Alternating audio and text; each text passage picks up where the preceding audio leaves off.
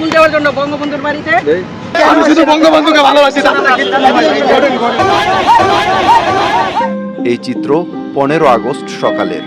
হয়রানি শিকার এই ব্যক্তিরা এসেছিলেন ধানমন্ডি 32 নম্বরে বঙ্গবন্ধু শেখ মুজিবুর রহমানের 50তম মৃত্যুবার্ষিকী উপলক্ষে তার স্মৃতি বিজড়িত বাসভবনে শোক জানাতে।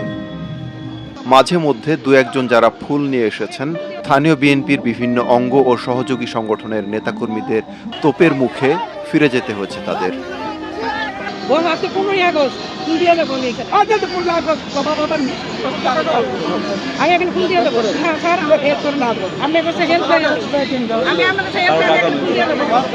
বত্রিশ নম্বর সড়কের দুই প্রান্তেই আইন শৃঙ্খলা রক্ষাকারী বাহিনীর ব্যারিকেড আটকে রাখা হয়েছে সাধারণের চলাচল।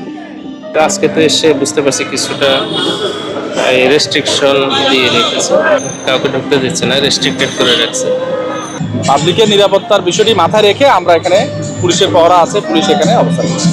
আর রাস্তাটি প্রায় ফাঁকা, রয়েছে শুধু টহলরত পুলিশ আর কিছু সংবাদকর্মী। 2024 সালে ছাত্র জনতার অভ্যুত্থানের পর চলতি বছরের 5 ফেব্রুয়ারি ভেঙে ফেলা হয় বঙ্গবন্ধু শেখ মুজিবুর রহমানের ধানমন্ডি 32 নম্বরের এই বাসভবনটি। আজ থেকে 50 বছর আগে ইতিহাসের ঘৃণ্য ও নৃশংসতম হত্যাকাণ্ডটি সংঘটিত হয়েছিল ধানমন্ডির 32 নম্বরে বঙ্গবন্ধুর এই বাসভবনে। 1975 সালের এই দিনে একদল বিপদগামী সেনা সদস্য বঙ্গবন্ধু শেখ মুজিবুর রহমানকে সপরিবারে নির্মমভাবে হত্যা করে। আওয়ামী লীগ ক্ষমতায় থাকাকালীন